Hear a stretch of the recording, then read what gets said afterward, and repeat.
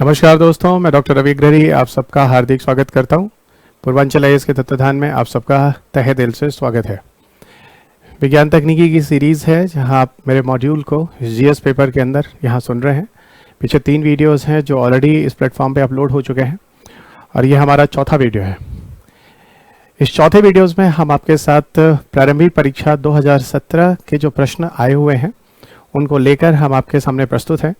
उन प्रश्न पत्रों को हम आपको दिखाएंगे, साथ साथ उनसे जुड़े हुए किस तरह के प्रश्न आपके एग्जामिनर ने परीक्षा में बनाया है वो आप देखेंगे। साथ साथ उसमें कुछ तर्क वितर्क भी करेंगे और इन्हीं प्रश्न पत्रों को लेते हुए ये पूरी सीरीज है जो हम प्रारंभ कर रहे हैं और साथ साथ फिर अध्याय वाइज है ना, एक क्रम के अनुसार हम लोग बढ़ते चलेंगे और पूरे सिलेबस को यहाँ पर पाठ्यक्रम को यहाँ समाप्त करेंगे।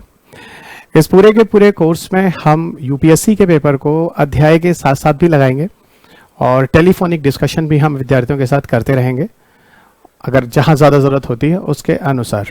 यहाँ ऐसा नहीं है कि हम आपको सिर्फ वीडियो क्लासेस देंगे और फिर छोड़ देंगे, अपने मन से पढ़ेंगे, ऐसा कुछ नहीं है। आपके पास रिसोर्सेज हैं, साधन हैं, जिन चीज़ों का हम लोग यूज़ करेंगे उसके थ्रू हम लोग यहाँ लगातार जुड़े रहेंगे। तो चलिए दोस्त आगे बढ़ते हैं 2017 के प्रश्न पत्र के साथ व्याख्या नंबर 4 में। ओके, सो जैसा कि आप सब जानते हैं कि हम लोगों ने एक ऑनलाइन क्लास है जो प्रारंभ किया है और बहुत ज़्यादा एडवर्टाइजमेंट हमारी तरफ से नहीं होता है, इसलिए कोशिश रहती है कि हमारा जो प्राइस हो वो काफ़ी हद तक सस्ता रहे। सो यहाँ पर जो मॉड्यूल कोर्सेज हैं और जो पूरे जीएसए कोर्सेज हैं, शुरुआत में आपको इंट्रोड्यूस कर देता हूँ। अगर आप विज्ञान तकनीकी कक्षा लेना चाहते हैं तो सिर्फ विज्ञान तकनीकी कक्षा उपलब्ध है, उसके साथ प्लस आपको जो सरकार का गवर्नमेंट का जीएसटी होगा वो अलग से आपको पे करना होगा। एनवायरमेंट मॉड्यूल लेना चाहते हैं तो उसका भी कोर्स अवेलेबल है प्लस जीएसटी। और साइंस टेक एनवायरमेंट दोनों को लेना चाहते हैं तो वहाँ पर कुछ आपको कंसेशन है, एक साथ अगर आप मॉड्यूल लेना चाहते हैं तो आप ले सकते हैं। इसके अलावा अगर आप यूपीएससी का पूरा कोर्स लेना चाहते हैं तो आप 14,999 रुपये फीस में पूरा कोर्स ज्वाइन कर सकते हैं। यूपीपीएससी के कोर्स के लिए आप 11,999 रुपये फीस और एमपीपीएससी के पूरे प्रीकमेंस के लिए 9,999 रुपये में आप पूरे कोर्स को ज्वाइन कर सकते हैं। तो ये एक कोर्स है जो 1 जून से लॉन्च हुआ है और जिस कोर्स के अंतर्गत हम आपको ये फीस है जिसके अंतर्गत हम आपको एडमिशन दे रहे हैं। सो आइए दोस्त आगे बढ़ते हैं और यहाँ हम प्रीलिम्स पेपर 2017 पर आपके साथ बात करने वाले हैं। और यहाँ आप पहला प्रश्न देख रहे हैं, जो पहला ही प्रश्न आपको पार्टिकल फिजिक्स से दिखेगा और जहाँ पर कुछ ऐसे मॉडल और थियरीज के नाम लिखे हैं, जैसे आप इवेंट हॉरिजन देखिए आपके पेपर में लिया हुआ है। पहले मैं क्वेश्चन पढ़ देता हूँ, क्वेश्चन है क्या, फिर थोड़े से इसके बारे में डिस्कशन भी करेंगे। आपके पेपर में कल भौतिकी से प्रश्न है, उन्होंने पूछा है कि कुछ ऐसे शब्द हैं जैसे इवेंट हॉरिजन है, सिंगुलैरिटी है, स्ट्रिंग थियरी है, स्टैंडर्ड मॉडल है, ये सारी चीज़ें ये सारी चीज़ें अक्सर जो है वो न्यूज़ में रहती हैं। अक्सर जो है वो देखिए तो कभी कभी आप न्यूज़ में देख सकते हैं। तो ये किन चीज़ों से जुड़ी हुई हैं? ये किन चीज़ों से जुड़ी हुई हैं, तो इस पर प्रश्न पूछा गया है। असल में क्या होता है कि देखो अगर बहुत सारे ऐसे ब्रह्मांड को समझने के लिए मॉडल्स हैं, थियरीज हैं जो दिए गए हैं और इन मॉडल और थियरीज से काफ़ी हद तक कोशिश की गई है कि ब्रह्मांड कहाँ से आया है, कैसे आया है, इसके बारे में समझाया जाए। लेकिन इन थियरीज ने काफ़ी हद तक कोशिश तो की है, लेकिन हर किसी थियरी का कोई ना कोई अपना ही स्पेशल स्टेटमेंट है, उसके अपने लॉजिक है, जो भी कह लीजिए। तो इन्हीं थियरीज और मॉडल्स में आप स्क्रीन पे देख रहे हैं event horizon, singularity, string theory, standard model, और इनमें से सबसे ज़्यादा जो वैलिड मॉडल है वो स्टैंडर्ड मॉडल है। जिसके बारे में पूरी दुनिया में मतलब जितने भी वैज्ञानिक हैं वो इस बात से सहमत हैं कि हाँ, जो स्टैंडर्ड मॉडल कहता है कि जो ब्रह्मांड है वो मैटर से बना है, उसके साथ उसमें जो फोर्सेस होते हैं वो होते हैं, उनमें जो मास होता है, जो द्रव्यमान होता है, जिसको हम क्या बोलते हैं, ये गार्ड पार्टिकल बोलते हैं, बोसान पार्टिकल्स बोलते हैं। तो ये सारी चीज़ें हैं जिनसे मिलकर यूनिवर्स बनता है। तो असल में ये सारी जो थियरीज हैं इनके बारे में मैं आपसे बात करूंगा जब मैं आपको कल भौतिकी पढ़ाऊंगा, तो शुरुआत में इसके बारे में बात करूंगा और यहाँ मैं आपको स्टैंडर्ड मॉडल जो है इसके बारे में पूरा डिटेल में बताऊंगा, क्योंकि स्टैंडर्ड मॉडल ही हाईली वैलिड थियरी मानी जाती है और आज भी जो वैज्ञानिक लोग हैं वो लोग ब्रह्मांड से जुड़े हुए रहस्यों को समझने के लिए वो कहते हैं कि बिल्कुल जो ब्रह्मांड असल में जो बना है, जो आया है, उसकी उत्पत्ति और जो उसका अस्तित्व है वो स्टैंडर्ड मॉडल के आधार पर ही है। तो स्टैंडर्ड मॉडल किसने दिया, स्टैंडर्ड मॉडल क्या है, यही बोसॉन पार्टिकल्स क्या होते हैं, स्टैंडर्ड मॉडल ने बोसॉन पार्टिकल को के बारे में क्या बताया है, इन सब के बारे में हम लोग चर्चा करेंगे। तो यहाँ पर आपके पेपर में बहुत ही ऊपर से पूछ रहा है कि ये जो शब्द हैं जैसे इवेंट हॉरिजन है, सिंगुलैरिटी है, स्ट्रिंग थियरी है, ये किन चीजों से जुड़े हैं। ओके, चलिए और आगे बढ़ते हैं। सेकंड प्रश्न है जो आपके पेपर में फूड एंड एडिटिव से है, सब मिसलेनियस टॉपिक भी ले सकते हैं। ओके, फूड एंड एडिटिव से जो हम खाते पीते हैं या जनरली जो चीज मिलावट के रूप में मिलाई जाती है ना, इस टॉपिक को आप अगर बुक पढ़ रहे हैं मेरे साथ साथ चल रहे हैं तो ये मिसलेनियस टॉपिक में आपको मिलेगा। तो जब मैं 11वें यूनिट में पहुंचूंगा मिसलेनियस टॉपिक में तो आपको बताऊंगा। ओके, अब जैसे एक इंफॉर्मेशन है कि लिपस्टिक में लेड होता है। तो लिपस्टिक में लेड होता है क्योंकि बहुत सारे जैसे L18 और बहुत सारे ऐसे ब्रांड्स हैं। ओके, इवन आप देखिए तो उनके प्रोडक्ट्स में लिखा भी होता है क्योंकि उनकी शाइनिंग के लिए इस तरह की चीज़ें मिलाई जाती है। और लेड बहुत ही बड़ा टॉक्सिक होता है। ओके, बहुत ही खतरनाक होता है। इवन WHO का तो रिकमेंडेशन भी है स्पेशली कि लेड बिल्कुल भी कंजम्पशन नहीं होना चाहिए, किसी भी तरीके से बॉडी में नहीं आना चाहिए। ओके, सो लिपस्टिक में लेड है। ओके, स्पेशली शाइनिंग वगैरह के लिए इसको मिलाते हैं। सॉफ्ट ड्रिंक्स में ब्रोमिनेटेड वेजिटेबल ऑयल है। अब देखो दोस्त, यहां पर जो प्रश्न पूछा जा रहा है वो जनरल फॉर्म में पूछा जा रहा है कि सॉफ्ट ड्रिंक्स में ब्रोमिनेटेड वाटर है। देखिए एक बात मैं बताता हूं, सॉफ्ट ड्रिंक्स में एक्चुअल में जो ब्रोमिनेटेड वेजिटेबल ऑयल है वो लिम्का में होता है। लिम्का में होता है। आपको मैं कुछ चीजें बता रहा हूं, आप जो भी सॉफ्ट ड्रिंक्स पीते हैं ना वहां पे नेचुरल चीजें नहीं यूज की जाती हैं। अगर नेचुरल चीजें यूज की जाएंगी तो बहुत ही महंगा होगा। जैसे मैं आपको एक बात बताता हूं, आप जो लिम्का पीते हैं ना, लिम्का में होता है सिट्रिक एसिड, जबकि आप लिम्का में एस्कॉर्बिक एसिड मिला सकते हैं। अगर एस्कॉर्बिक एसिड आप मिलाते हैं तो विटामिन सी का केमिकल नेम होता है और वो हो जाता है नेचुरल, और नेचुरल हो जाता है महंगा। तो ये जो इतना ब्रांडिंग होती है, इतना एडवर्टाइजमेंट होता है, इतना एक्टर एक्ट्रेस आते हैं, उनको कहां से पैसा दिया जाएगा। लिम्का अगर देखें आप, कोका कोला देखें तो बहुत सस्ता होता है। तो इनमें इस तरह की चीजें मिलाई जाती हैं फ्लेवर के लिए, टेस्ट या फ्लेवर के लिए, है ना, आपके मूड एनहांसर के लिए, ये सारे केमिकल्स होते हैं। तो सॉफ्ट ड्रिंक में स्पेशली लिम्का के अंदर ब्रोमिनेटेड वेजिटेबल ऑयल होता है जो आप स्क्रीन पर देख रहे हैं। अब जैसे आप लोगों ने एक ऑरेंज फ्लेवर भी देखा होगा, मिरिंदा, मेरे जमाने बहुत पहले गोल्ड स्पॉट, ऐसे बहुत सारी चीजें आती थी। ठीक है, तो ये जो आप ऑरेंज फ्लेवर देखते हैं उसमें ग्लिसरॉल एबिटेट होता है, मतलब बहुत तरह के इस तरह के केमिकल्स हैं जिनको हम मिलाते हैं। ओके, अब जैसे आप थम्स अप पेप्सी पीते हैं, उसमें क्या होता है पता है क्या होता है, कैफीन होता है। पर वो कैफीन कोको वाला नहीं होता है, वो कैफीन टी और कॉफी वाला नहीं होता है। वो एक स्पेशल पौधा होता है जो जनरली अफ्रीका में लगाया जाता है, कोला निटिडा के नाम से जानते हैं, कोला एक्यूमिनाटा के नाम से जानते हैं। ओके, ये सारी चीजें आपको पढ़नी है। सॉफ्ट ड्रिंक्स हमारे टॉपिक का डिस्कशन होगा, मैं आपको बता रहा हूं। देखिए प्रश्न भी आया हुआ, और ये नहीं है कि प्रश्न आने के बाद, ये मैंने बहुत पहली चीजों के बारे में लिखा हुआ है। इवन जो आर्टिफिशियल राइपनिंग होती है, ओके, आपको एक चीज मैं बताता हूं कमाल की बात, मैंगो खाइए, ओके, और अगर वो आर्टिफिशियल राइपनिंग की गई है, कार्बाइड से पकाया गया, कुछ किया गया, तो पता है उसमें क्या होता है, उसमें बाहर से आप देखिए तो सॉफ्ट मिलेगा, अंदर हार्ड मिलेगा। और जो नेचुरल राइपनिंग होती है पता है, उसमें सेंटर में आपको सॉफ्ट मिलेगा, बाहर की तरफ आपको कंपेटिबली हार्ड मिलेगा।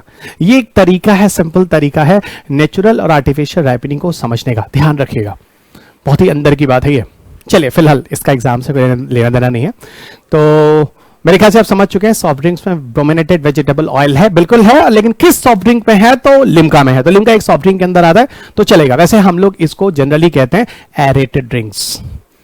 आजकल देखा होगा आप लोगों ने, ये जीरो डाइट्स वगैरह भी आते हैं, उस पर भी हम लोग बात करेंगे, जिसमें आर्टिफिशियल स्वीटनर्स मिलाए जाते हैं, कृत्रिम स्वीटनर्स, जिसमें एस्पार्टेम, एसिसल्फेम के, नियोटेम, साइक्लामेट, टैलिटमेट। 2011 में इस पर प्रश्न भी आया हुआ है एस्पार्टेम पर। चलिए आगे बात करेंगे। सॉफ्ट ड्रिंक्स में ब्रोमिनेटेड वेजिटेबल ऑयल होता है, एकदम सही है। और किस सॉफ्ट ड्रिंक में होता है ये भी आपको बता दिया, लिम्का में होता है, ठीक है। और एक चलते चलते आपको बता दिया ग्लिसरॉल एबिटेट होता है कहाँ, जो ऑरेंज फ्लेवर होते हैं। ओके, अगली बात है चाइनीज फास्ट फूड में मोनोसोडियम ग्लूटामेट होता है। देखा ऐसा है जो जैसे मैगी नूडल्स है और इस तरह की चीजें हैं। ओके, एक बार न्यूज में आया था कि मैगी में जो है वो शीशा होता है, लेड होता है, ठीक है, ब्रेन के लिए बड़ा नुकसान करता है। नर्वस सिस्टम के लिए, बाकी कई चीज़ों के लिए इफेक्टिव होता है। बाद में कुछ न्यूज़ ये भी आया कि भाई जो चाइनीज आइटम्स होते हैं उनमें एमएसजी पाई जाती है। एमएसजी का मतलब होता है मोनोसोडियम ग्लूटामेट। ये मोनोसोडियम ग्लूटामेट का जो लेवल होता है, एक लेवल तक थोड़ा बहुत तो परमिसिबल है, लेकिन उसके ऊपर अगर चला जाए फिलहाल तो वो खतरनाक होता है आपकी बॉडी के लिए। इवन अस्थमा, आर्थराइटिस, इस तरह बहुत सारी बीमारियां होती हैं जो मोनोसोडियम ग्लूटामेट से होती हैं। जो भी चाइनीज फूड आइटम्स होते हैं जनरली उसमें टेस्ट इनहांसर के रूप में, टेस्ट इनहांसर मतलब टेस्ट को बढ़ाने के लिए, है ना, चाइनीज फूड आइटम्स को सोचते हैं मुंह से सलाइवेशन स्टार्ट हो जाता है, ये सब देन मोनोसोडियम ग्लूटामेट का है। तो थोड़ा इस तरह के फूड आइटम्स से बच्चों को बचाइएगा जो कि बहुत खतरनाक है। और इस तरह की चीजों से आप जानते हैं कि बच्चों की और बड़ों की सबकी इम्यूनिटी कम होती है। ओके, तो आपको इम्यूनिटी इनहांसर अगर बात करनी है तो ये सब चीजें इम्यूनिटी खराब करती हैं, है ना, तो इन चीजों से थोड़ा दूर रहें। तो यहाँ पर दोस्त सारी की सारी चीजें सही हो गई। और मोनोसोडियम ग्लूटामेट को लेकर काफी इशू भी हुआ था, रामदेव बाबा भी काफी आगे मतलब उन्होंने कहा था, नॉट डायरेक्टली इनडायरेक्टली, क्योंकि उनका भी मैगी नूडल्स आता है, ठीक है, उनका भी नूडल्स आता है। तो ये तो आप समझदार हैं और होशियार इस बारे में ज्यादा बोलने की जरूरत नहीं है। आइए तीसरे प्रश्न की तरफ जाते हैं। तीसरे प्रश्न की तरफ जाते हैं और तीसरा प्रश्न जो यूपीएससी ने पूछा है उसका कीवर्ड है ओलेड टीवी, ऑर्गेनिक एलईडी। असल में क्या है आपको मैं बताऊंगा कि आजकल ना बहुत पतली और बहुत बहुत पतली स्क्रीन लोग मतलब क्रेजी हो गए हैं। जैसे ये एक पेपर है, ओके, ये एक पेपर है, ये एक पेपर है, ओके, इस पेपर की तरह इससे भी इसके समान थोड़ा बहुत मोटा है ना, स्क्रीन अवेलेबल है, बनाया गया है, उसी पर क्वेश्चन पूछा गया। तो ओलेड का पूरा नाम क्या है? Organic LED, organic light emitting diode. Question कह रहा है are use to create digital display in many devices. तो ठीक है, डिस्प्ले के लिए यूज करेंगे बहुत डिवाइसेस में, ठीक है। साथ साथ और क्या कह रहा है इसमें, what are the advantages of OLED display, क्या एडवांटेजेस है अगर हम इसको एलसीडी से कंपैरिजन करें। तो देखो ऐसा है दोस्त, जब हम टेलीविजन पढ़ेंगे, टेलीविजन हम किस टॉपिक में पढ़ेंगे आपको बताता हूं, मिसलेनियस टॉपिक में पढ़ेंगे। टेलीविजन हम मिसलेनियस टॉपिक में पढ़ेंगे, जब विविध वाले चैप्टर पढ़ेंगे वहां पर बात करेंगे। तो मैं आपको बोलूंगा दुनिया में दो तरह की टेलीविजन आई थी। अगर हम टेलीविजन की पढ़ाई करते हैं तो टेलीविजन को स्क्रीन के बेस पे पढ़ते हैं, ओके। और टेलीविजन वैसे भी दो शब्द से मिलकर बना हुआ है, टेली और विजन, जिसका मतलब है दूर और दर्शन, ओके, यानी दूर से करिए दर्शन, दूरदर्शन। तो दूरदर्शन टेलीविजन का हिंदी नाम है जो कि भारत में एक चैनल बना दिया गया है। भारत में क्या एक चैनल बना दिया गया, ठीक है। और सुनिएगा, असल में जो टेलीविजन है उसकी स्टडी जब हम करते हैं तो हम स्क्रीन के बेसिस पर करते हैं।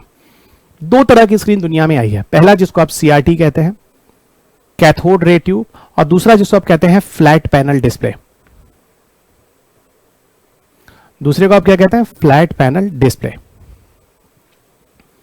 फ्लैट, तो सीआरटी और फ्लैट पैनल डिस्प्ले।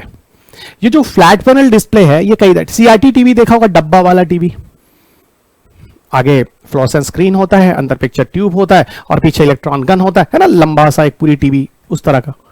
घरों में पहले जमाने में वही टीवी होता था, उसमें तो शटर भी आते थे, दरवाजे भी आते थे।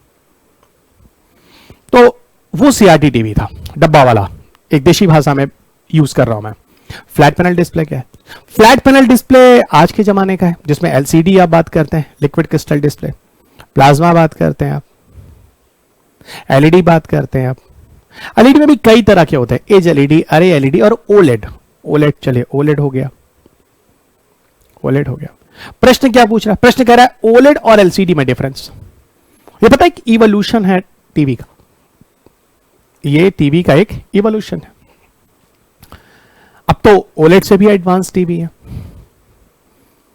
वो क्या बात करेंगे अभी। यहां पर हम पहले ओलेड की बात करते हैं। हम यहां क्वेश्चन पेपर आपको दिखा रहे हैं, उनके बारे में थोड़ा आपको बता रहे हैं किस तरह के प्रश्न आए हुए, उनके ऑप्शंस भी देखिए, सिर्फ क्वेश्चन मत देखिए, ताकि आपको ऑप्शंस देखने के बाद आपको क्वेश्चन की गंभीरता समझ में आए, क्वेश्चन का स्तर समझ में आए। तो ओलेड डिस्प्ले कैसे एलसीडी से बेटर है ये पूछ रहा है।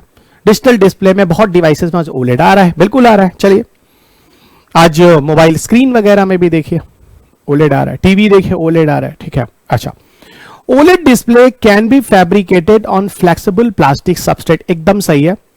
जो फ्लेक्सिबल प्लास्टिक मटेरियल होते हैं उनसे मिला बना होता है, इसीलिए आपको मैं एक बात बताऊं, इनको आसानी से मोड़ सकते हैं। आप मुझे एक बात बताइए, क्या आप कर्व टीवी देखे हैं कभी? क्रोमा जाइए, किसी शॉप पे जाइए जहां पे टेलीविजन मिल रहा हो, वहां आपको मिलेगा कर्व टीवी, दोनों साइड से बेंड में रहेगा। जानते हो उसमें क्या होता है कर्व टीवी में? कर्व टीवी में ओएलईडी स्क्रीन ही होती है और इसीलिए फ्लेक्सिबल होती है क्योंकि प्लास्टिक सबस्ट्रेट टाइप की चीजों से मिलकर बनी होती है।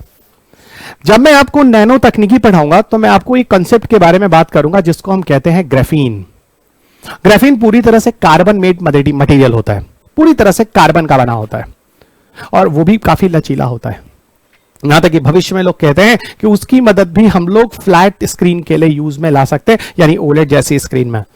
फिलहाल आपके पेपर उस स्तर तक नहीं गया है, उन्होंने हल्के स्तर पर पूछा, तो ठीक है, फ्लेक्सिबल प्लास्टिक सबस्ट्रेट होता है और इसको मैंने जोड़ दिया है कर्व टीवी से। कर्व टीवी जो दोनों तरफ से हल्की सी बेंड हो जाती है। पता है कर्व टीवी से क्या फायदा होता है? पता क्या होता है? अच्छा एक बात बताओ, आप एक बात बताओ, जब दो मित्र हैं और है ना लैपटॉप पे पिक्चर देख रहे हैं और लैपटॉप कौन सा है? एलसीडी स्क्रीन का।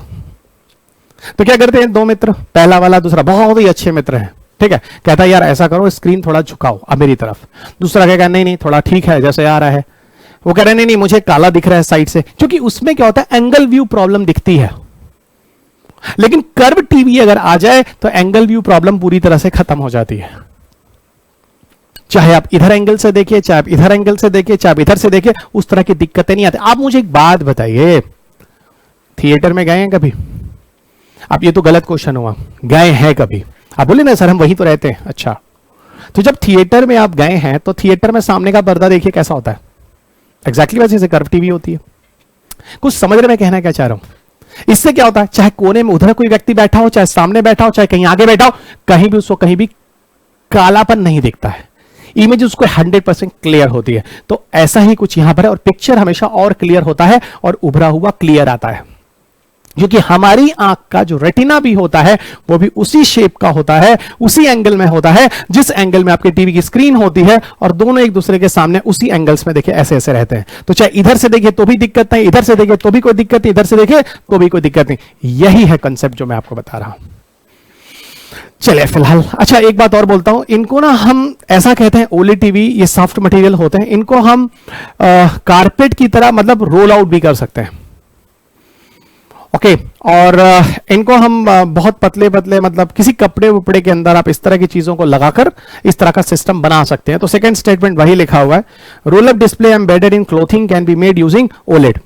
ठीक है ना, इस तरह के मटेरियल को जो हम रोल अप कर सकते हैं, इनको कपड़ों उपड़ों के साथ जोड़कर हम प्रयोग में लाते हैं, ला सकते हैं, लाते हैं, बिल्कुल लाते हैं, एकदम ठीक है। जब हम आपको पढ़ाएंगे तो बताएंगे ओलेड टेक्निकली में ये चीज कैसे होती है, कैसे काम करता है, कैपेसिटर वगैरह किस तरह से लगाए जाते हैं। तीसरा, transparent display are possible using OLED. बिल्कुल ट्रांसपेरेंट डिस्प्ले पॉसिबल है। आप देखिए कुछ क्लासेस हैं जब आप देखेंगे डिजिटल क्लासेस, भगवान ने चाहा कभी कुछ हैसियत रहा तो मैं आपको डिजिटल क्लासेस से पढ़ाऊंगा। उसमें क्या होता है ना, ट्रांसपेरेंट ग्लासेस होती हैं, ट्रांसपेरेंट इमेजेस होते हैं और टीचर्स आपको उस पर पढ़ा रहे होते हैं और वो टीचर्स बोर्ड के पीछे होते हैं। सो ट्रांसपेरेंट स्क्रीन होती है, वहां पर इसी तरह की स्क्रीन का प्रयोग किया जाएगा, है ना। उसमें पेन्स होते हैं, लिखते हैं, और उसमें जब लिखते हैं तो एकदम सुपर इम्पोज होता है। केमिस्ट्री में कॉन्सेप्ट होता है, तो उसमें क्या लगता है जैसे मैं लेफ्ट हैंडेड हूं, मैं हूं राइट हैंडेड, लेकिन उसमें लगता है कि मैं लेफ्ट हैंडेड हूं और मैं सामने लिख रहा होता हूं और मैं स्क्रीन के पीछे होता हूं, पीछे एकदम ब्लैकिश बॉडी होती है, मतलब थोड़ा और ब्यूटी होती है। जैसे आप मुझे यहां देख रहे हैं, इस पूरे स्टूडियो में सिस्टम दूसरा है, समय के साथ वो तकनीकी है, वहां पे कुछ और है। इस तरीके से आप क्लासेस वगैरह देख सकते हैं। तो ये मेरे ख्याल से आपको कॉन्सेप्ट समझ में आ गया कि यहां पर तीनों स्टेटमेंट हैं जो सही है। आगे बढ़ते हैं, मतलब देख लीजिए दोस्त, है ना, ये तरीका तैयारी 500 क्वेश्चन पेपर पढ़कर, है ना, साल भर मस्ती करने के बाद और 1000 क्वेश्चन पढ़ पे आईएएस निकालना वाला परीक्षा नहीं है।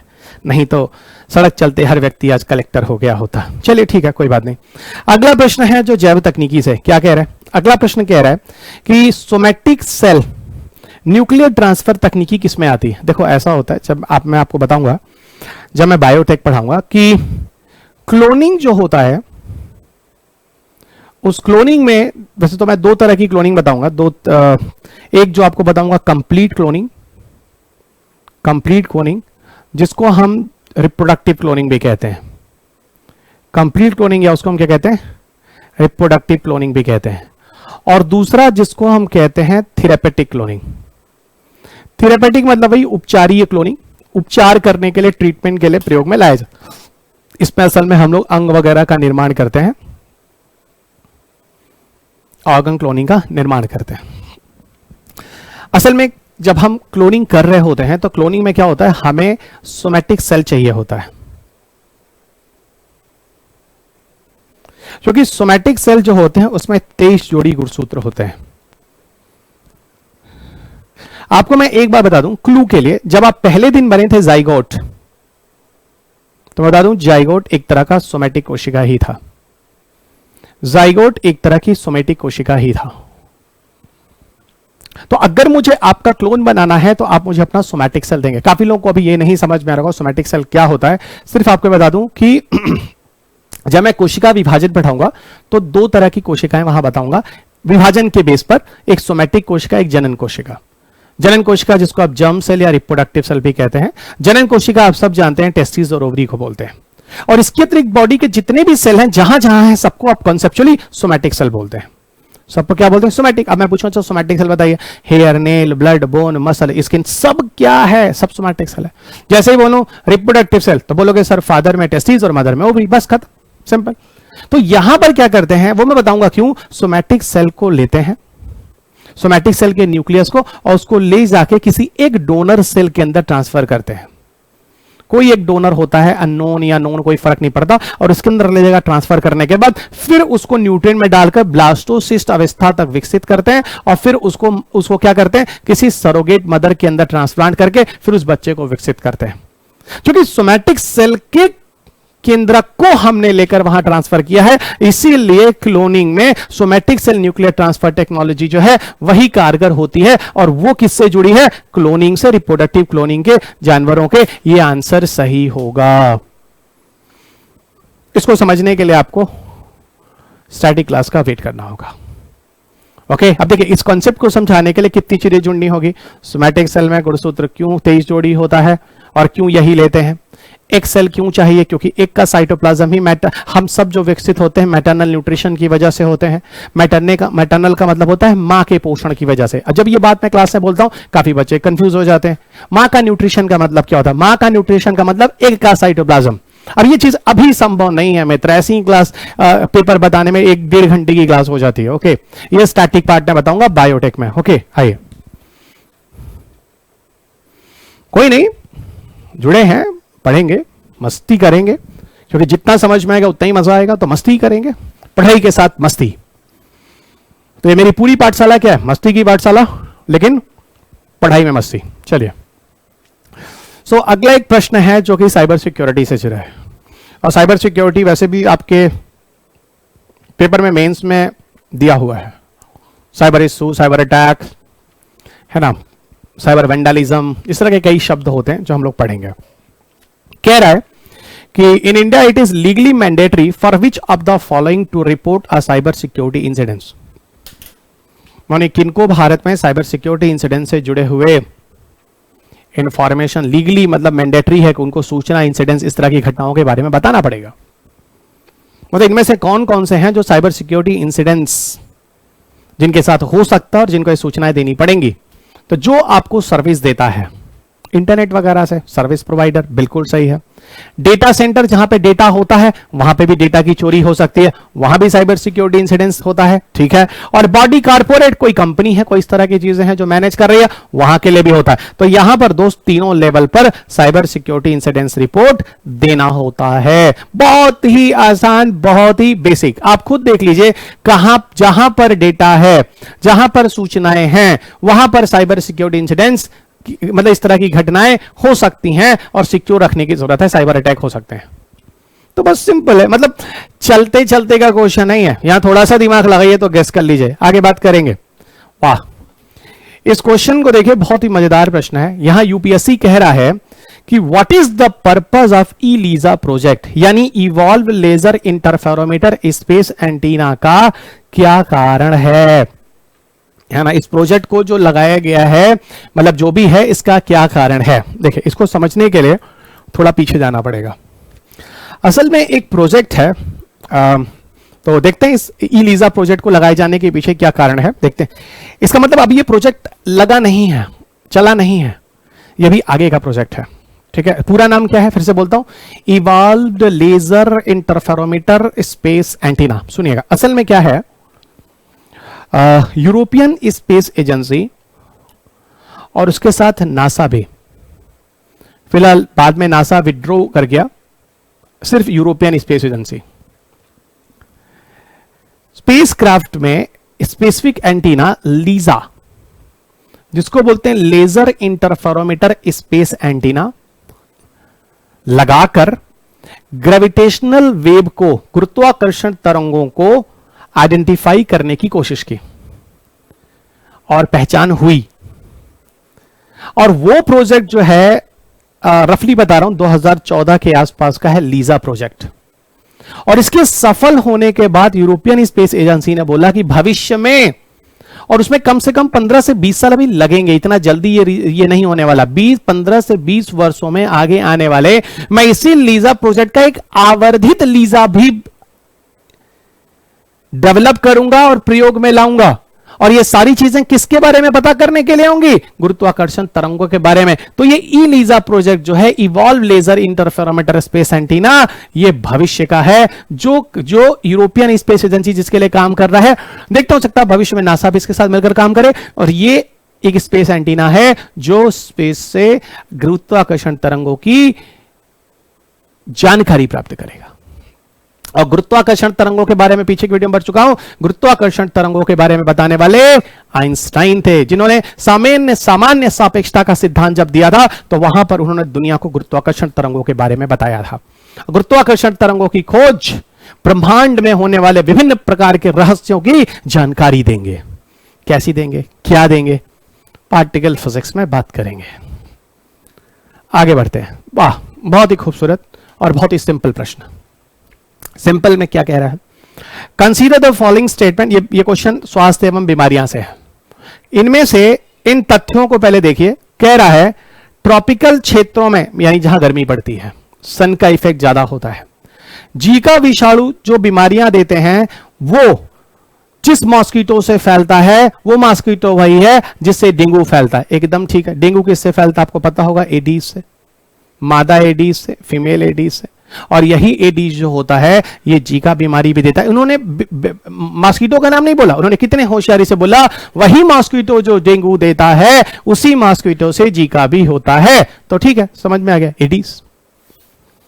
और एक प्रश्न और है, आपको बताऊं, ये प्रश्न फिलहाल 2017 का है। वहां पर एक रिपोर्ट आया था कि जीका वायरस सेक्सुअली ट्रांसमिटेड भी होते हैं। अगर किसी बंदे को जीका है और वो किसी सामान्य व्यक्ति के साथ सेक्सुअल कांटेक्ट करता है तो जीका वायरस ट्रांसमिट होता है। तो ये स्टेटमेंट भी सही था। ओके, आइए। जीका जानते क्या होता है? जीका में ये ऐसा वायरस होता है, ओके, जिसमें क्या होता है, माइक्रोसिफेली हो जाती है, ब्रेन का साइज जो होता है वो कम हो जाता है। जो प्रेग्नेंट वीमेन होती हैं उनको एबॉर्शन के लिए भी डॉक्टर बोलता है, या उनको कहता है बहुत बच कर रही है आप, इस तरह की दिक्कतें हो सकती हैं इस वायरस के अटैक से। बच्चों का ब्रेन जो होगा वो कम डेवलप होगा, अजीब तरह का शेप हो जाएगा। तो इस तरह की बीमारियां होती हैं, ठीक है, इस तरह के मॉस्किटो के काटने से। आगे बढ़ते हैं। अगला प्रश्न है जो विविध टॉपिक से आएगा, और यहां पर कुछ स्टैंडर्ड्स हैं जिन पे प्रश्न पूछा गया। आप स्क्रीन देखिएगा। पहला प्रश्न जो है वो ब्यूरो ऑफ इंडियन स्टैंडर्ड से पूछा गया है, पहला स्टेटमेंट। और दूसरा स्टेटमेंट जो है वो एक मार्क से जुड़ा हुआ है।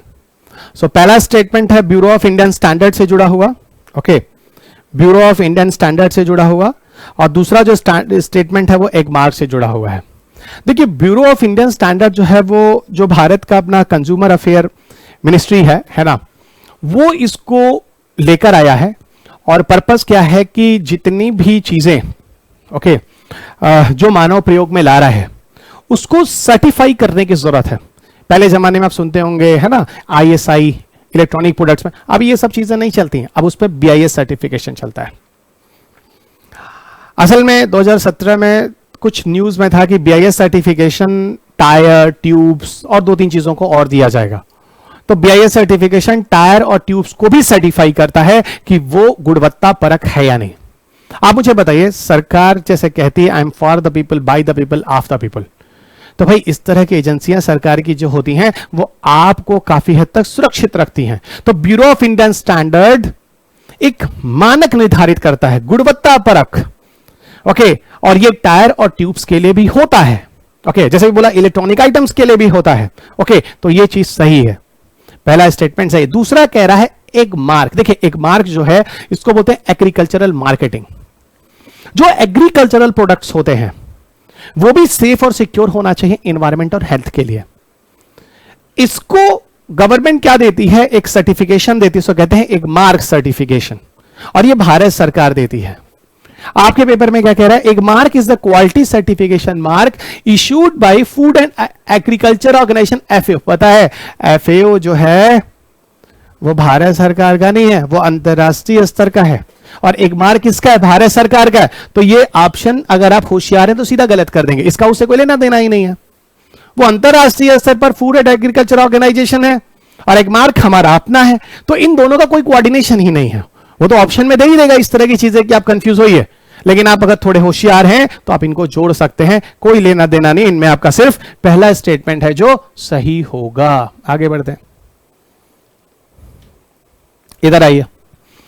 अगला प्रश्न कह रहा है कि जो national intellectual property right policy है, ओके, जो हमारा अपना राष्ट्र का बौद्धिक संपदा अधिकार नीति जो है, राष्ट्र की राष्ट्रीय बौद्धिक संपदा अधिकार नीति, उनसे जुड़ा कौन सा तथ्य है, उनसे जुड़ा कौन सा तथ्य है। तो पहला सुनिएगा, यह कह रहा है कि it retreats India's commitment to Doha development agenda and TRIPS agreement.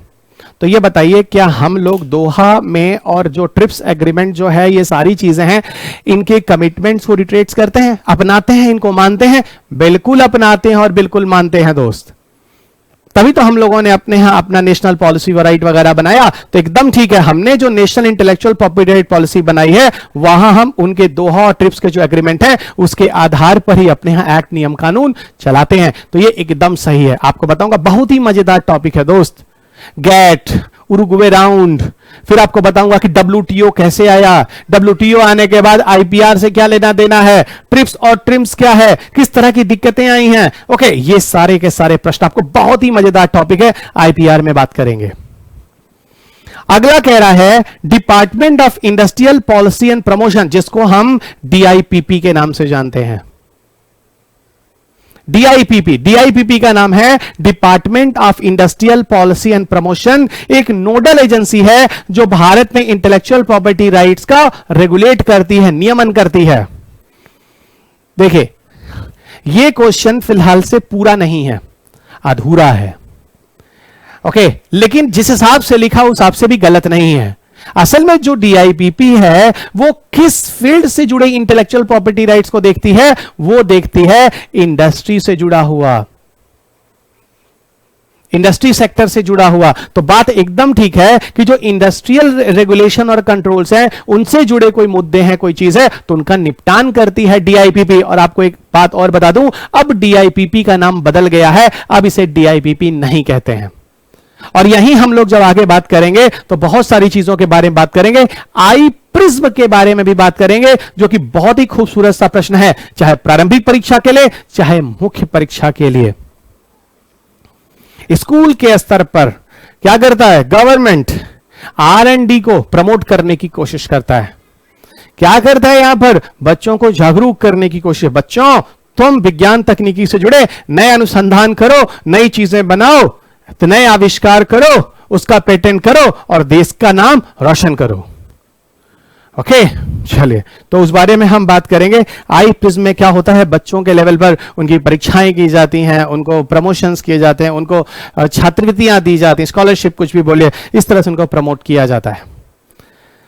आगे आते हैं। अगला प्रश्न है, कृषि में भारत में जीनोम सीक्वेंसिंग तकनीकी अक्सर न्यूज में रहती है, ठीक है, और पूछ रहा है कि इसका क्या फ्यूचर है। तो जीनोम सीक्वेंसिंग का क्या फ्यूचर है, ठीक है। पहले तो बताओ, आप लोग जीन सीक्वेंसिंग का मतलब समझते हैं? प्रॉपर जीन यानी पूरा जीनोम,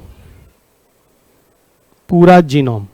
अगर आप किसी पौधे की बात करते हैं तो उसका पूरा जीनोम, और उसमें मौजूद जितने जीन हैं उस सारे जीन की स्टडी उसकी जीन सीक्वेंसिंग कहलाती है। और जीनोम क्या कहते हैं? जीनोम कहते हैं सारे जीनों के योग को। तो सारे जितने भी जीन हैं उन जीन की सीक्वेंसिंग को उनको हम मिलाकर जीनोम का नाम देते हैं।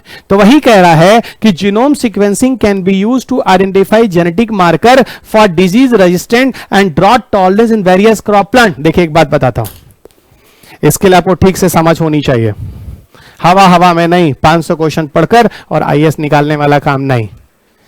जीनोम सीक्वेंसिंग में क्या होता है? जीनोम सीक्वेंसिंग में असल में हम क्या करते हैं, डीएनए के अंदर जो जीन मौजूद होते हैं, तो आपको यही समझना है कि डीएनए जो होता है 3 × 10⁸ base pair length of DNA, जिसमें लगभग 40,000 जीन मानव के हैं जो देखे गए हैं, आज तक खोजे गए हैं अभी तक। 2003 में जब मैं पढ़ाता था तो मैं 23,000 बताता था। 2013 में जब मैं पढ़ाया, 10 साल बाद 3 से 13 हो गया, तो मैं बताने लगा 33,000। और आज मैं आपको बता रहा हूं तो मैं कह रहा हूं लगभग 40,000।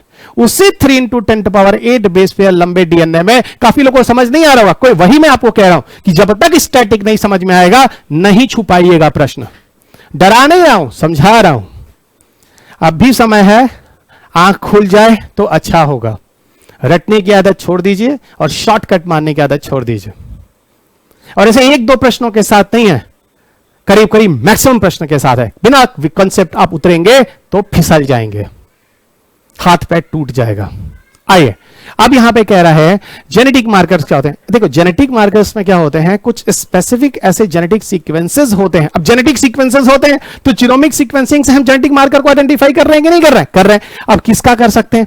मान लो कोई ऐसा जीन है जिसकी वजह से बीमारी नहीं होती, मान लो कोई ऐसा जीन है जिसकी वजह से सूखा नहीं होता है, तो आप जेनेटिक सीक्वेंसेस की मदद से इस प्रकार के विशेष जीन को पौधे के अंदर आइडेंटिफाई कर सकते हैं। और उस जीन को आइडेंटिफाई करने के बाद फिर जेनेटिक इंजीनियरिंग तकनीकी से उस जीन को किसी दूसरे पौधे के अंदर हस्तांतरित कर दीजिए, और वो पौधा अगर बीमारी से मरता है तो उसमें डिजीज रेजिस्टेंस वाला कैरेक्टर आ जाएगा, वो पौधा बच जाएगा। ये सूखे में मर जाता है तो सूखे के प्रति प्रतिरोधकता हो जाएगी, क्योंकि जीन सीक्वेंसिंग से हमने उस विशेष जेनेटिक मार्कर को ढूंढा है। तो जेनेटिक मार्कर को अगर आपको आइडेंटिफाई करना है तो जीन के थ्रू आप आइडेंटिफाई करेंगे, एकदम ठीक है। ओके, अब क्या जीन सीक्वेंसिंग, क्या जेनेटिक मार्कर, आपको मैं बताऊंगा। 2010 के मुख्य परीक्षा में क्वेश्चन पूछा, जीएफपी ग्रीन फ्लोरोसेंस प्रोटीन, थोड़ा उसको इससे जोड़ूंगा मैं, और वो मुख्य परीक्षा का प्रश्न पता है।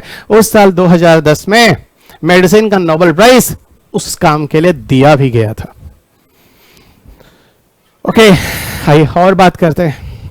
तो पहला स्टेटमेंट आपको सही हो गया, जीन सीक्वेंसिंग का फायदा आपको मिला।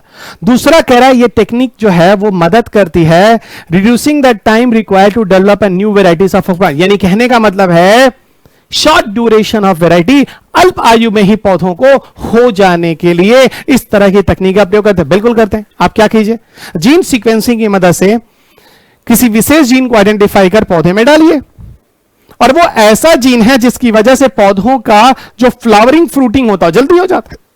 तो वही पौधा जो 6 महीने में होता था पता चलता है 4 महीने में हो जाता है, साल भर में पता चलता है आप 3 बार लगाते हैं, और उसी को बोलते हैं शॉर्ट ड्यूरेशन वैरायटी। सोचिए जो पौधा वार्षिक था 1 वर्ष में 3 बार लगने लगा तो क्या पैदावार होगी।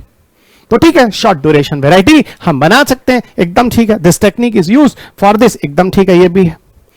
तीसरा कह रहा है इसकी मदद से होस्ट पैथोजन रिलेशनशिप भी जो है वो डिसाइफर किया जा सकता है, बिल्कुल पहचाना जा सकता है, बिल्कुल पहचाना जा सकता है। अगर कोई जीन कोई होस्ट पैथोजन रिलेशनशिप होता है तो सुनिएगा होता क्या, किस पर डिपेंड करता है, कई चीजों पर डिपेंड करता है, लेकिन मैं यहां पर सिर्फ आपको एक चीज से अभी जोड़ रहा हूं। असल में जो होस्ट पैथोजन रिलेशनशिप होते हैं, अब कोई पैथोजन है जो बीमारी कॉज करता है और कोई होस्ट है जिसके ऊपर बीमारी होती है, ये बिल्कुल डिपेंड करता है उसके जेनेटिक कैरेक्टर पर, क्योंकि उस पौधे के अंदर जिसके ऊपर वो न्यूट्रिशन लेने के लिए गया है, उस पौधे के अंदर या उस जानवर के अंदर जो भी गुण बनता है वो प्रोटीन के फॉर्म में बनता है या किसी कैरेक्टर के फॉर्म में बनता है, उसको बनाने के लिए उसके अंदर डीएनए या जीन ही होता है। तो आप जीन सीक्वेंसिंग से आप ये जान सकते हैं कि किस वजह से इसके अंदर कौन सा प्रोटीन बन रहा है जिसकी वजह से ये कोई पैथोजन या डिजीज कॉजिंग एजेंट जो बीमारी देता है उस पर जा रहा है, उसको शट आउट कर दीजिए डीएनए सीक्वेंसेस को बदलकर, और फाइनली आप होस्ट पैथोजन रिलेशनशिप जो है है ना, उसको क्या कर सकते हैं, डिसाइफर कर सकते हैं। ठीक है, तो फिलहाल ये तीनों चीजें हो गई और कमाल का प्रश्न है दोस्त, बहुत मजेदार है, हवा हवा में नहीं चलेगी ये चीज। अगले प्रश्न की तरफ आते हैं। अगला प्रश्न कह रहा है कि ड्यू टू सम रीजंस, है ना, अगर कुछ कारणों से जो बटरफ्लाई है, मधुमक्खियां हैं, उनकी जो प्रजातियां हैं, उनका पॉपुलेशन यानी जनसंख्या बहुत ज्यादा गिर जाए, तो इनसे क्या क्या कॉन्सिक्वेंसेस होंगे, क्या क्या परिणाम होंगे। अब देखिए, यह प्रश्न एक जनरल प्रश्न है, यह प्रश्न वास्तविक रूप में बायोलॉजी का है और वैसे भी यह सामान्य विज्ञान का है। आप कभी पॉलिनेशन सुने हैं, जिसे आप हिंदी में परागण कहते हैं? पॉलिनेटर सुने हैं, जो परागण करते हैं, जैसे इंसेक्ट हो सकता है, बैट हो सकता है ना, इस तरह की चीजें हो सकती हैं, स्नेल्स हो सकते हैं। ओके, ये सारे के सारे, मैमल तक हो सकता है, क्यों नहीं हो सकता है, कोई जानवर हो सकता है। ठीक है, तो बटरफ्लाई भी क्या होता है, किसी खेत के लिए बहुत जरूरी होता है। ये क्या करते हैं, पॉलिनेशन करते हैं, परागण करते हैं। और पॉलिनेशन की वजह से क्या होता है, पॉलिनेशन के बाद ही जो परागकण होते हैं, जिसको हम पॉलिन ग्रेन कहते हैं, वो नर से मादा पुष्प तक जाते हैं और वहां जाकर पॉलिनेशन, परागण के बाद फिर जाकर उनमें फर्टिलाइजेशन होता है। वो बताऊंगा, पूरी प्लांट की लाइफ साइकिल है, यानी संकरण होता है, निषेचन होता है, और तब जाके क्या बनता है, एक बीज बनता है। ओके, और बीज से फिर एक पौधे की उत्पत्ति होती है। आप मुझे बताइए, अगर बटरफ्लाई खत्म हो गया तो आप खुद समझ सकते हैं उस एरिया में बहुत सारे पौधों का पॉलिनेशन खत्म हो जाएगा और बहुत सारा फूड चेन, उससे जुड़े हुए जो जीव जंतु होते हैं, ओके, उसकी भी बहुत सारी प्रजातियां खत्म हो जाएंगी। अब मान लीजिए जिस जगह का पॉलिनेशन करते हैं, उस जगह के पॉलिनेशन पे, उस जगह के पौधों के लिए बहुत सारे अलग जीव भी जो होते हैं, बहुत सारे वैस्प, इंसेक्ट, कीड़े होते हैं, जो भी वहां से भोजन लेते हैं, स्पाइडर होते हैं जो भोजन लेते हैं, सब मर जाएंगे दोस्त, एक खाद्य श्रृंखला तक बर्बाद हो जाएगी। आइए प्रश्न की तरफ जाते हैं। सो कह रहा है, pollination of some plants could be adversely affected, तो कुछ पौधों का परागण बुरी तरह से प्रभावित होगा। एकदम ठीक है, कोई डाउट ही नहीं है। कह रहा है उस एरिया में अचानक बहुत ज्यादा कवक का इंफेक्शन कुछ पौधों को बहुत ज्यादा बढ़ जाएगा। हमको एक बात बताइए, बटरफ्लाई का कवक से क्या, बटरफ्लाई का कवक से क्या, बटरफ्लाई का किसी इंफेक्शन से क्या? अरे भाई, बटरफ्लाई गया तो पॉलिनेशन खत्म हो गया, इन्फेक्शन है अपनी दूसरी जगह है, होता है नहीं होता है, नहीं होता है। अब इन्फेक्शन कैसे होता है, बहुत सारी चीजों पर डिपेंड करता है, पैथोजन विरुलेंट है कि नहीं, एनवायरमेंट ससेप्टेबल है कि नहीं। फिर बात हो गई कि हम उधर क्यों जाएं, अभी हम अभी स्टैटिक पार्ट नहीं पढ़ रहे हैं, मैं आपको भी कॉन्सेप्ट नहीं दे रहा। तो सेकेंड स्टेटमेंट का कोई लेना देना पॉलिनेशन से नहीं है, चाहे बैक्टीरियल डिजीज हो, चाहे फंगल डिजीज हो, उसका इससे कोई लेना देना नहीं है। अगले प्रश्न की, अगले ऑप्शन की तरफ आइए। कह रहा है कि इसकी वजह से हो सकता है कुछ प्रजातियां जो हैं, जैसे वैस्प है, स्पाइडर है, बर्ड है, उनकी जनसंख्या गिर सकती। क्यों नहीं गिर सकती है? मान लीजिए जिस एरिया का परागण करते हैं, जिसकी वजह से वहां पे पूरी जैव विविधता रहती है, उस वजह से वहां बहुत सारे स्पाइडर, बहुत सारे वैस्प, कीड़े मकोड़े और पक्षियां उन जगहों से भोजन लेती हैं। और अगर ये खत्म हो जाएंगे तो उस जगह की खाद्य श्रृंखला प्रभावित होगी कि नहीं होगी? वही बात तो मैं बोल रहा था। तो इस तरह की समस्या आएगी। यानी यहां पर पहला और तीसरा स्टेटमेंट है जो सही, दूसरा तो बिल्कुल सही नहीं होगा। आगे बढ़ते हैं। आगे का जो प्रश्न है वो और मजेदार है। आगे का प्रश्न और मजेदार है।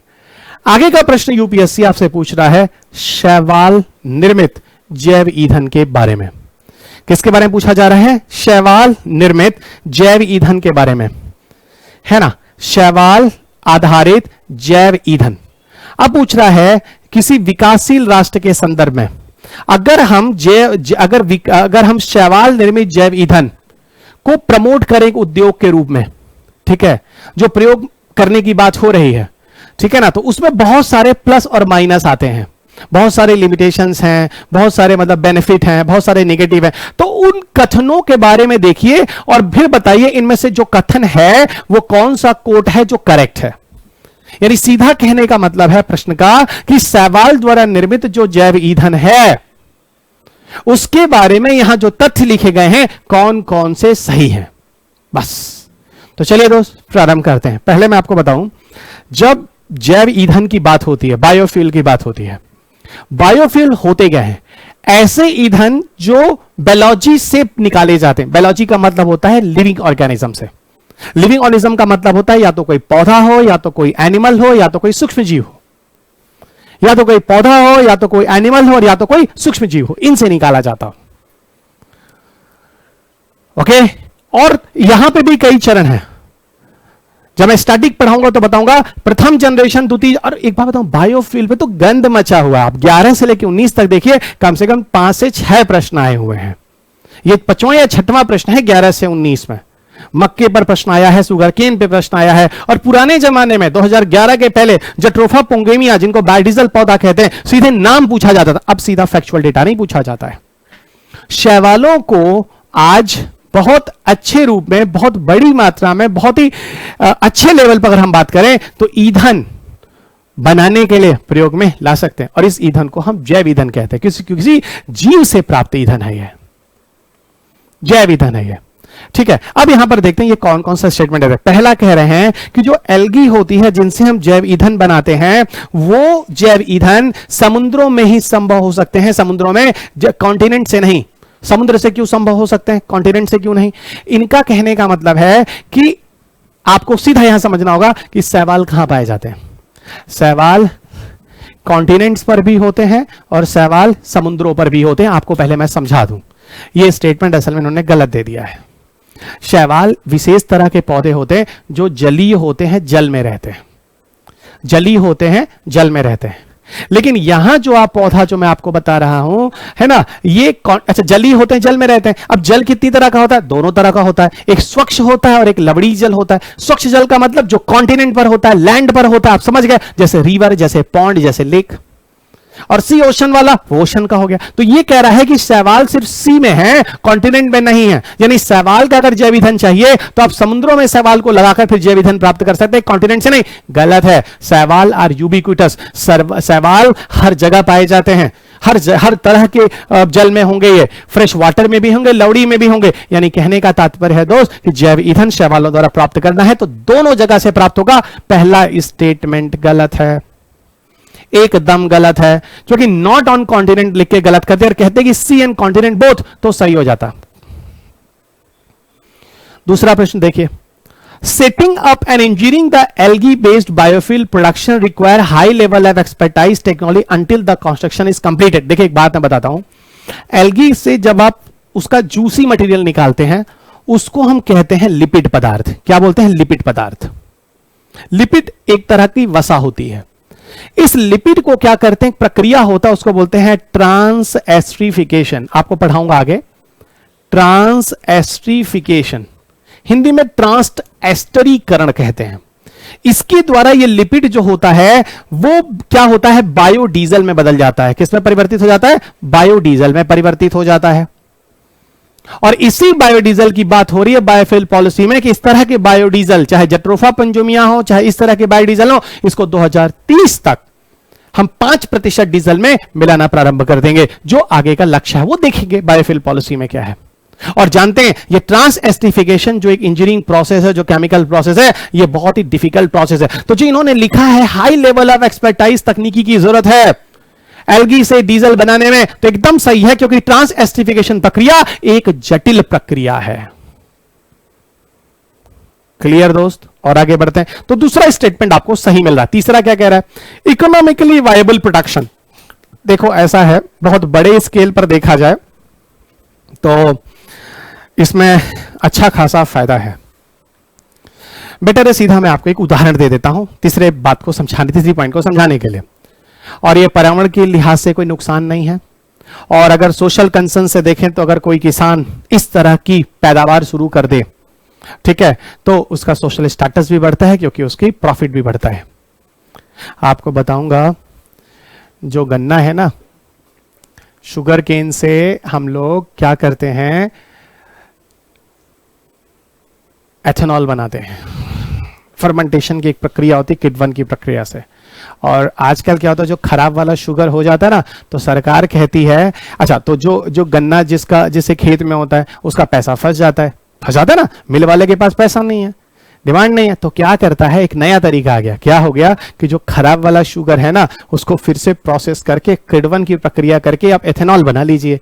और एथेनॉल जो होता है उसको पेट्रोल में मिला के प्रयोग में लाते हैं। एथेनॉल जो होता है वो महंगा बिकता है, तो उसको किसको, शुगर इंडस्ट्री वाले बंदे को क्या होता है, कमाई हो जाती है। और जो किसानों का पैसा फंसा होता है उनको उनके पैसे मिल जाते हैं। तो मतलब इस तरह की नई चीजें हैं जो अभी करंट अफेयर्स में आ रही हैं, जो मैं आपको स्टार्टिंग पार्ट में बताऊंगा कि अभी जो कमेटी आई है, जो नई नई चीजें आई हैं, उसको जोड़ूंगा। चलिए वो तो एक दूसरा कॉर्नर है। मैं आपको बता रहा हूं कि अगर 1 हेक्टेयर एरिया में आप जट्रोफा लगा दीजिए। जट्रोफा सुना होगा आपने, रतन जोत जिसको कहते हैं, जिससे बायोडीजल बनाते हैं।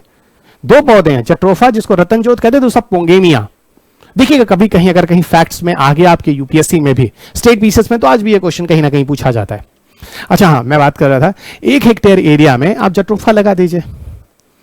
हाँ बताऊंगा, जट्रोफा शुष्क एरिया में होता है, जहां पानी थोड़ी कम है वहां पे भी अच्छी तरह ग्रो करता है। उसका एक टेम्परेचर होता है, क्लाइमेट होता है, ठीक है, उसमें भी बात करनी है। अच्छा, और 1 हेक्टेयर एरिया में आप खोद कर पानी भरकर उसको एक तालाब बना दीजिए और वहां आप शैवाल लगा दीजिए।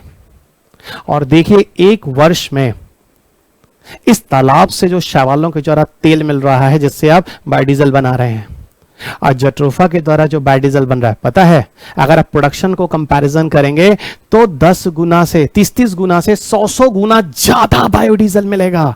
अगर एल्गा द्वारा करते हैं तो ये बताइए इकोनॉमिकली वायबल हुआ कि नहीं हुआ। अब देखिए ये है बहुत मजेदार टॉपिक, और क्वेश्चन में देखिए कितनी मतलब ढंग से प्रश्न पूछता है, ठीक है।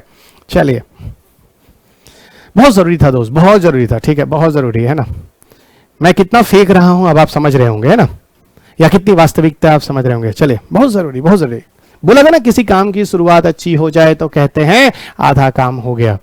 और ये वीडियोस वैसे भी फ्री रहेंगे, कुछ वीडियोस मैं यहाँ फ्री रख रहा हूँ, ओपन रख रहा हूँ पूर्वांचल इस यूट्यूब पर। रीजन है क्योंकि ये चीजें हर किसी के पास तक जानी चाहिए।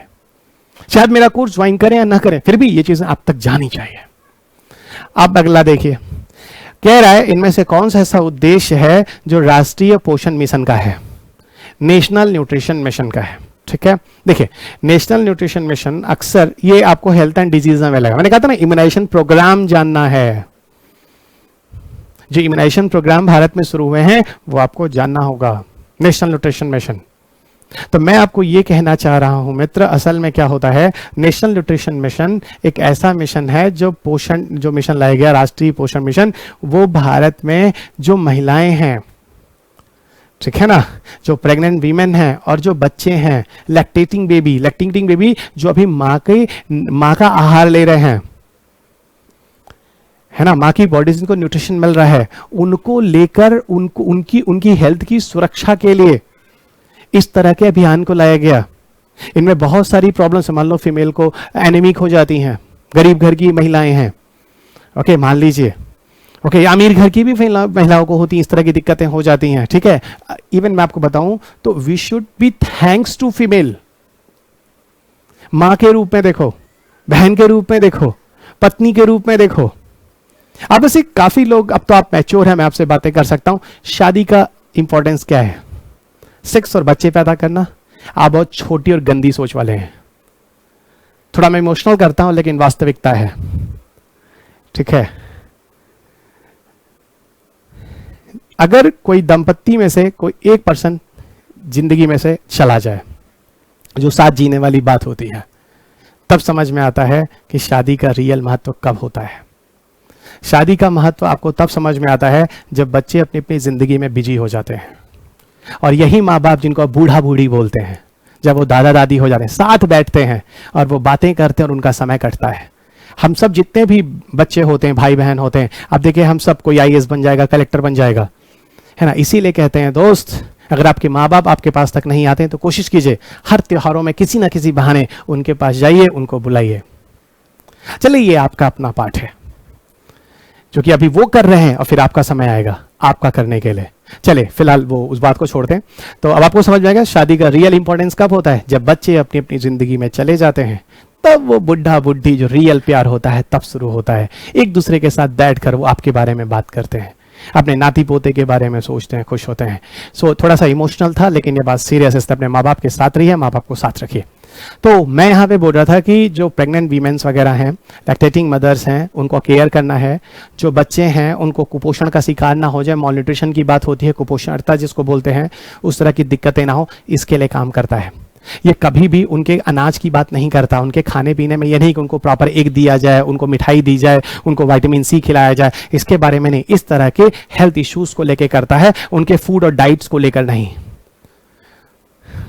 बात समझ में आ गई? चलिए, कि उनको प्रॉपर दाल दिया जाए, उनको प्रॉपर चावल दिया जाए, नहीं नहीं नहीं, इस तरह का नहीं। ट्रीटमेंट से जुड़े हुए इश्यूज को लेकर। तो अब वही पूछ रहे हैं इनमें से क्या उद्देश्य। फिलहाल आपको national nutrition mission, Ayushman Bharat, प्रधानमंत्री मातृत्व योजना है ना, जब फीमेल जब जॉब में होती है और उसको कोई बेबी होता है या प्रेग्नेंट होती है, तो मातृत्व योजना, ये सब चीजें आई हैं, आपको पढ़ना पड़ेगा, आप छोड़ नहीं सकते, है ना। ट्यूबरकुलोसिस हारेगा देश जीतेगा कैंपेन, जो ट्यूबरकुलोसिस को लेकर आया है, ये आपको पढ़ना पड़ेगा। कोरोना को लेकर जो सारी की सारी इश्यूज आए हुए हैं, वो आपको पढ़ना पड़ेगा। कैचमेंट मेडिसिन क्या होता है, ड्रग्स क्या होता है, ये सारी चीजें आपको जाननी पड़ेगी। पैंडेमिक क्या होता है, एपिडेमिक क्या होता है, स्पोरेडिक क्या होता है। एक वीडियो यहाँ पे यूट्यूब पे अवेलेबल भी है, आप देखिएगा जरूर। पूर्वांचल IAS पे यूट्यूब पे आप जनरल साइंस वाले टॉपिक में जाइएगा, उस प्लेलिस्ट में आपको मिल जाएगा। ओके, तो आइए देखते हैं यहाँ पे क्या बात कर रहा है कि एक अवेयरनेस, जागरूकता फैलानी है मॉल न्यूट्रिशन वगैरह से जुड़ी हुई, यानी कुपोषणता वगैरह से जुड़ी हुई प्रेग्नेंट वीमेन और लैक्टेटिंग मदर में। ठीक है, एकदम सही है। ठीक है, उनकी सुरक्षा करनी है, उनकी हेल्थ के इशू को ध्यान रखना है। To reduce the incidence of anaemia, ठीक है, उनको एनीमिया टाइप इस तरह की दिक्कतें ना हो।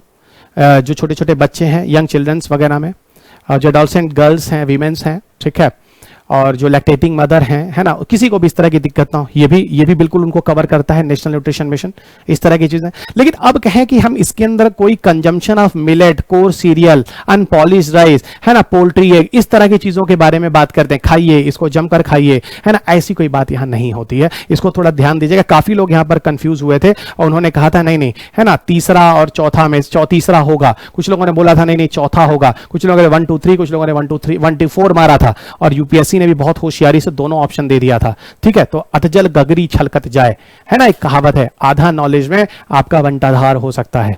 तो सारे पॉइंट्स को ठीक से पढ़िएगा किसी भी इश्यूज को लेकर, क्योंकि आपके वेब में 90% प्रश्न एक से अधिक ऑप्शन वाले होते हैं। हर प्रश्न में देखिए एक से ज्यादा ऑप्शंस हैं। तो ये रहा दोस्त पूरा का पूरा टॉपिक, 14 प्रश्न 2017 के, है ना। 2 और पेपर में आपको कराने वाला हूं, आगे के पेपर में फिर मुलाकात होगी। बाकी आप क्लास के लिए अगर आप कांटेक्ट करना चाहते हैं, हिंदी या इंग्लिश दोनों माध्यमों में सेपरेट क्लासेस अवेलेबल है। आप पूर्वांचल IAS के दिए गए नंबर पर कांटेक्ट कर सकते हैं, आपको ये क्लासेस उपलब्ध करा दी जाएंगी, चाहे आप मॉड्यूल कोर्स लेना चाहते हैं या पूरा इंटायर GS का पार्ट लेना चाहते हैं। और इस पूरे सेशन में मैं आपको बता दूं, जो पूरा कनेक्शन जो इस पूरे मॉड्यूल में है, यहां पर आपके साथ फैकल्टी जुड़ेगी, है ना। टेलीफोनिक कॉल से फैकल्टी आपके साथ जुड़ेगी और आपके साथ डिस्कशन भी करेगी रिगार्डिंग योर डाउट्स। आपको 1 घंटे का टाइम दे दिया जाएगा, उस घंटे के टाइम में आप जितने भी विद्यार्थी होंगे, या अगर जरूरत पड़ती है तो और ड्यूरेशन बढ़ाकर आपके साथ चर्चा पर चर्चा होगी, जहां पर आपके डिस्कशन को टेलीफोनिक कॉल से भी सॉल्व करने की कोशिश की जाएगी। और जहां पर हमारी संस्थाएं हैं या इसके अगल बगल आप रहते हैं, अगर आप पहुंच भी सकते हैं तो आप हमारे अध्यापकों से जो जहां रहते हैं उनके आसपास जाकर आप मिलकर उनके साथ आप प्रश्न वगैरह को डिस्कशन भी कर सकते हैं। Okay, so thank you everybody, अपना ख्याल रखिएगा। बाकी अगर किसी भी तरह की आपको कोई दरखास्त है या मटेरियल या नोट्स या बुक या किसी भी तरह की कोई दिक्कत आती है, तो आप हमसे सीधा दिए गए नंबर से संपर्क कर सकते हैं। नंबर आपकी स्क्रीन पर है 6393641090 और 9911809808। सो थैंक यू एवरीबॉडी, अपना ख्याल रखिएगा। अगले वीडियो में आपके साथ फिर मुलाकात होगा साइंस टेक के नए प्रश्न पत्र के साथ, और फिर धीरे धीरे हम पाठ्यक्रम की तरफ आगे विषय को लेकर हर चैप्टर वाइज आगे बढ़ते रहेंगे। आप 4th एडिशन की बुक जरूर ले लेंगे अगर आप 2021 के लिए जा रहे हैं तो। ओके, जो आपको अवेलेबल हो जाएगी, बहुत ही जल्दी अवेलेबल है भी, हो भी जाएगी, जैसा भी है देख लीजिएगा।